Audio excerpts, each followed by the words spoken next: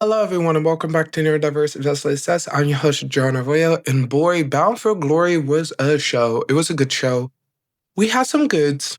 We had some bads. We had some really emotional stuff from Legends. We finally got the main event that we was waiting for, and we got some surprises and crazy, I would say just crazy storytelling. So let's get right into it. So we start off with the Hall of Fame introductions. So we kick this off with an emotional TNA Hall of Fame with Tracy Brooks and Tommy Dreamer talking about this year's inductees. So first, they start off with none other than the Beautiful People. And they talk about how the Beautiful People was the first ever women's faction, really, in pro wrestling to make it big. Could think about it. Like back then, not a lot of women did a lot of tag team stuff or faction stuff, and the Beautiful People was the ones to kind of make that mold or that foreground. And talk about why Angelina Love and Velvet Sky are such legends, and they did so much for women's wrestling and the Knockouts division. And then they came out. I'm sorry, but Velvet Sky and Angelina Love look like they didn't age a day. They look still like 2000s TNA. Like, they looked so good. They put the bag on Tommy Dreamer. You know, Beautiful People with the iconic paper bag for old time's sake. And they just say that this is something that they was working so hard for, and they love seeing the Knockouts today prove even more. And it was really good. And then we had Victoria, aka Tara, one of my favorite wrestlers of all time, introduce another favorite wrestler of all time for me, hardcore Mickie James. And she talks about their iconic feud in TNA, also in WWE, and just goes through the history and says how Mickie James did so much for women's wrestling over the years.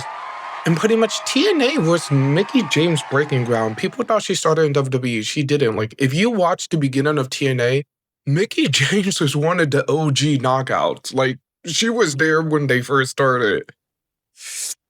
So then Hardcore Country comes out, the biggest crowd, and she just says so much. She says, this is what women's wrestling is. We elevated the scene. Now the women are taking it to a whole new level, and she cannot wait to see the future endeavors of the women's division and the Knockouts division. Really emotional, really good, and I like it. And this was the first time in TNA history that the Hall of Fame induction was all woman. Usually they do one, barely no woman. They just added Gail Kim not too long ago. So finally, TNA's adding their knockouts into the Hall of Fame more is really good. And now on to the show. So we kick things off with the Knockouts Tag Team Championship match with the Inspiration versus the Elegance brand. And right away, Maggie and Heather jumps the hell out of Cassie Lee and Jessie McKay, pretty much keeping Jessie down for most of the match. Hitting a beautiful swanton double stomp. Maggie was actually pretty impressive doing some offense. That pump-up kick and the spinning heel kick, really good. Maggie's really innovated her moveset. Her and Heather is a really good team. But at the end, Jessie comes in cleaning house. They're about to hit the Inspirationer. It looks kind of sloppy because Heather kind of falls back. I was worried. It looked like one of them got kicked in the face, but at the end, smooth ending to end the match. It was a little sloppy near the end of the match, but a pretty decent match to start the show, even though it was a pre-show match. And then we got the first match of the main card. So we had the TNA Intercontinental Championship match with Steve Maclin and Frankie Kazarian. And this one slapped. Those two right away just brawled. I'm sorry, but Maclin and Frankie just killed it right from the bell. Maclin came flying to Frankie. Frankie answered with a beautiful powerbomb on the outside.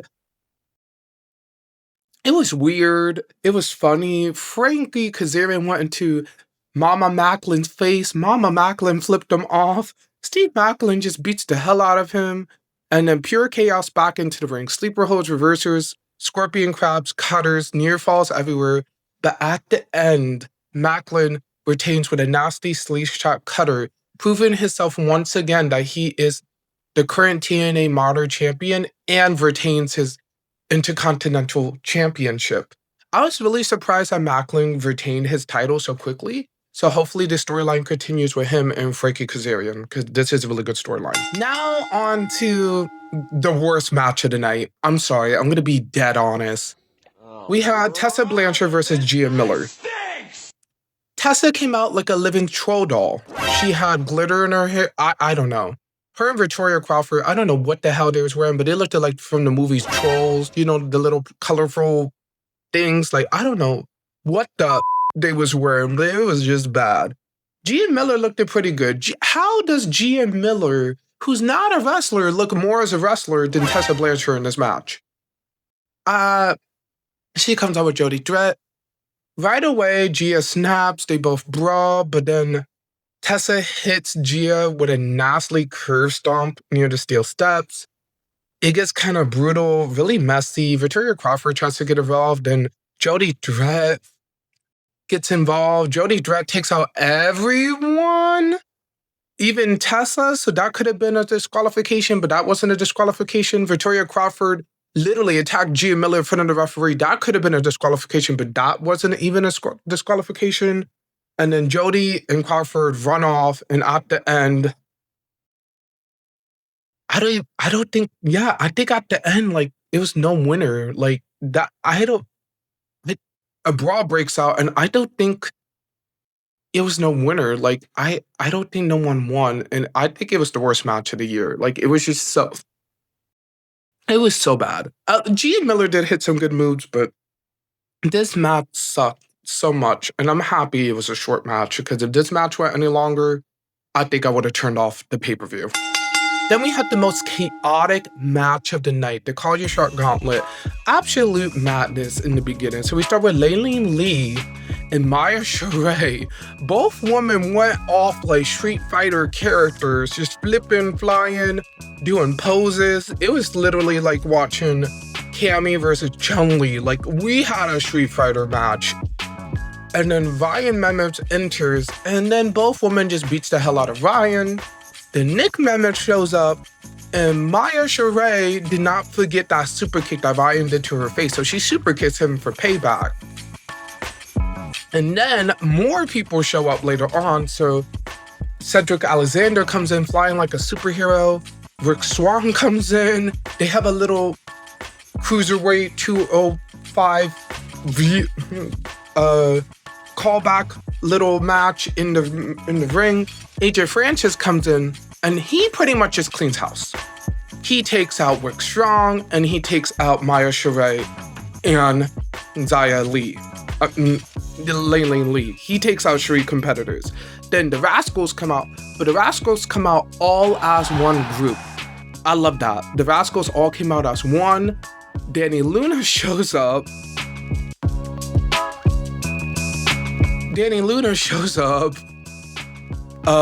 Eric Young shows up. Pure Chaos. Matt Cardona. At some point, I think it was Rosemary, yeah. Rosemary comes in, but then Frankie Kazarian takes out Rosemary and goes into the match. So, he was somehow in the match. Then Santino somehow was the next number after Frankie Kazarian. And that's how Santino got eliminated, but Frankie Kazarian almost got eliminated, but he didn't. So he ends up in the finale. I'm going to get to that part. And then we had BED, the YouTuber, covered. And then it was just crazy. We had one of the FBI, the Latin old faction group from TNA, one of them came in. It was just pure chaos. Oh yeah, Jody Dredd came in, but she was the one that got taken out by Frankie Kazarian. That's right. Rosemary spits the mist on Eric Young, eliminated him thanks to the help of Hotel Man. Mance Warner comes in with a whole bunch of zombies and his wife just wrecking house. And at the end, we had Nick Nemeth and Frankie Kazarian pull a Batista, pretty much pull a Royal Rumble. I forgot who Batista was, but that Royal Rumble spot.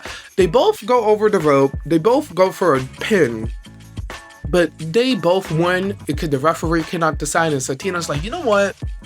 Double win. So this is the first time ever in the Call Your Shot Gauntlet, it was a double win. We had multiple people, straight up chaos. And I would just say, just enjoy.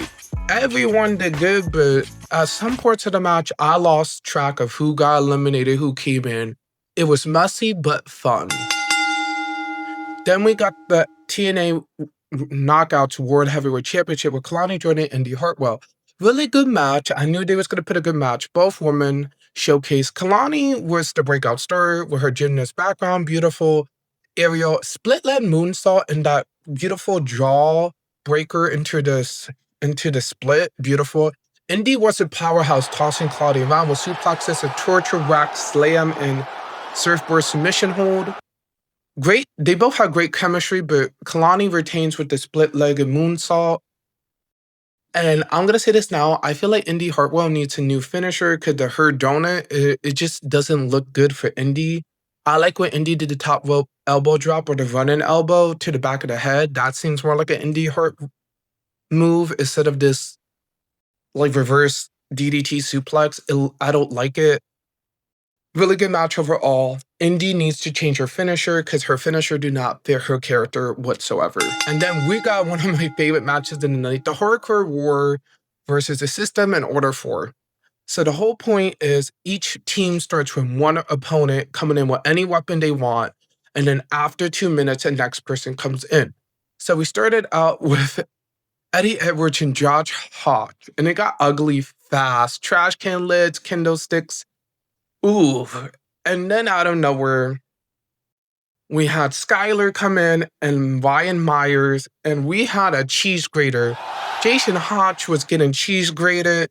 And then out of nowhere, we got Alicia Edwards coming in with a kendo stick with barbed wire. Tasha Steele's coming in looking like she just came out of Mad Max and the Purge. Like, she came in crazy. Agent Zero came in, breaking house, total chaos. Barbed wire, steel chairs, and then out of nowhere, Alicia Edwards was surrounded by Order 4 when Ali came in with a sledgehammer. Thank God Moose came in time and Eddie Edwards. But near the end, Ali was just a villain. So as Zero. So Zero puts Alicia Edwards through thumbtacks. Yes, he literally drops her on thumbtacks. Alicia Edwards hits the nastiest bump. Ali is about to hit a 450 splash out Alicia Edwards, but she moves out the way, so he lands face first in the thumbtacks. And Eddie Edwards ends the match, wrapping his leg in barbed wire, hitting the Boston Tea Party that looked devastated for the win. It was straight up brutality, bloody. I don't know how the hell most of them was limping out the ring. Pure chaos and a really good match. And I want to see what happens next between the System and Order 4. And then we had the best match of the night. We had the X Division Championship match with Leon Slater and Javon Evans. Pure instant classic. You know both of these guys are the future OGs. They started flying, non-stop action. Both of them looked like superheroes. Pull it off. Springboard cutters, DDTs, and same dives. Even slingshot DDTs and cutters. Those type of moves, they was flipping their body around, contorted it in ways that you can't believe a wrestler can fly. They defined the laws of gravity the way they was flying. And there was some nasty bumps that when they had that brawl on the ring apron, crazy. And near the end, both of them flew into tables and all over the ring. Leon hits the dive across the ring. He hits a frog splash across the ring, but that doesn't break up the fight. And then the 20-minute timer was up. The fans were booing. Santino's like, okay, we're going to give you 5 more minutes. So with the last 5 minutes, it was a rush. Both of them back and forth. Leon says to hit him, and Evans does a little bit of a heel move. He hits a cutter and then a springboard backhand cutter. But he almost get the win, but a kick out. And out of nowhere, Dark State shows up and just beats the hell out of both of them, saying that this is what happens when you mess with us. I thought their stick was going to ruin the tag team match. I didn't expect them to ruin the X Division match. Also, is Sugar, Leon, and Cutler, is any of them actually like X Division weight champion, like in the weight class? Because most of them seem like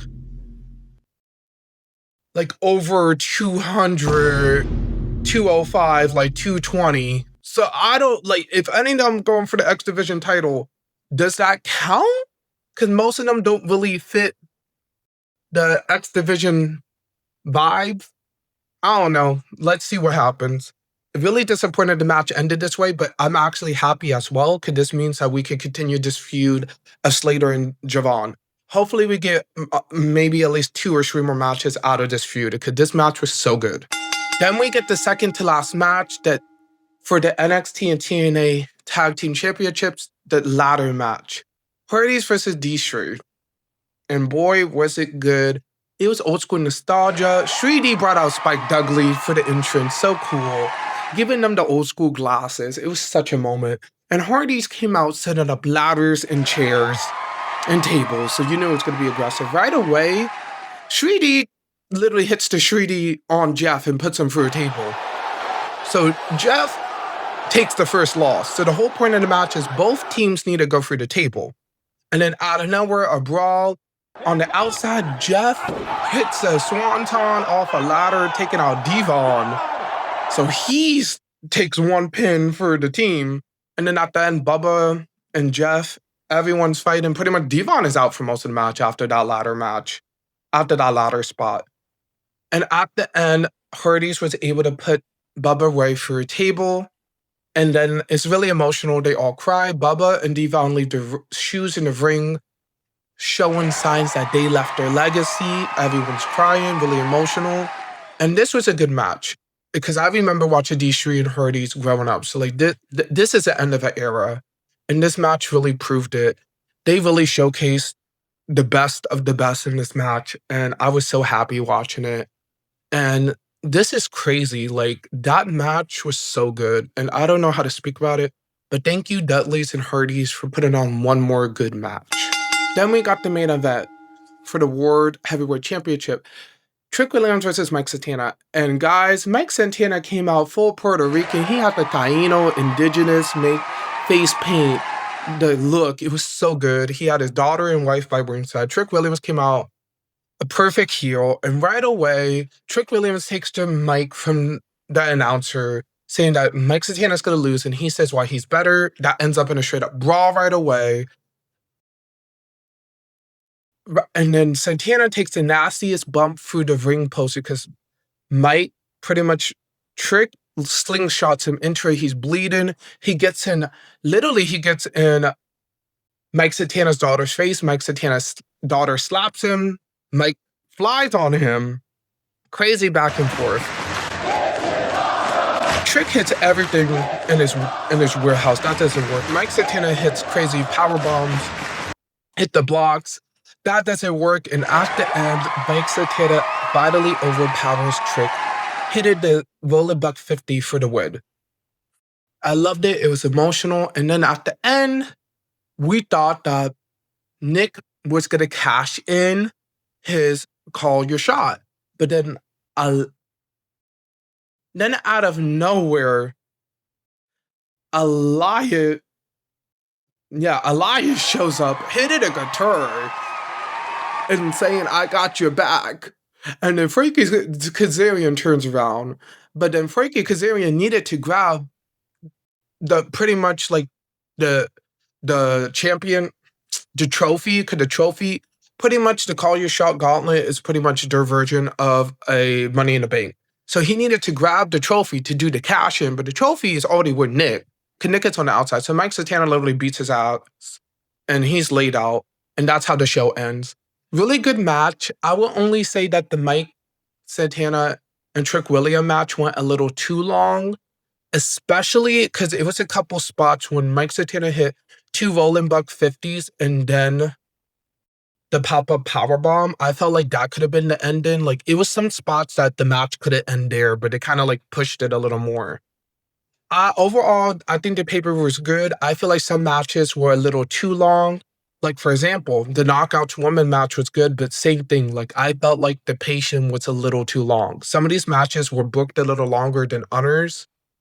I felt like if you kept the gauntlet match a little longer, that made more sense because literally we had some superstars come in and they didn't even get no time. But overall, really good pay-per-view. I really liked it. And we can't wait to see because pretty much TNA is done pay-per-views for the rest of the year. They have a couple special events, but their next pay-per-view is Genesis, and that is not until 2026. So we have to see how all of this plays out, as well as some TNA contracts are coming to an end soon. So we need to see if who stays in TNA by the end of the year. Do we get new wrestlers, new knockouts? So we have to wait to see. And hopefully you guys enjoyed the video, and I will see you guys next time.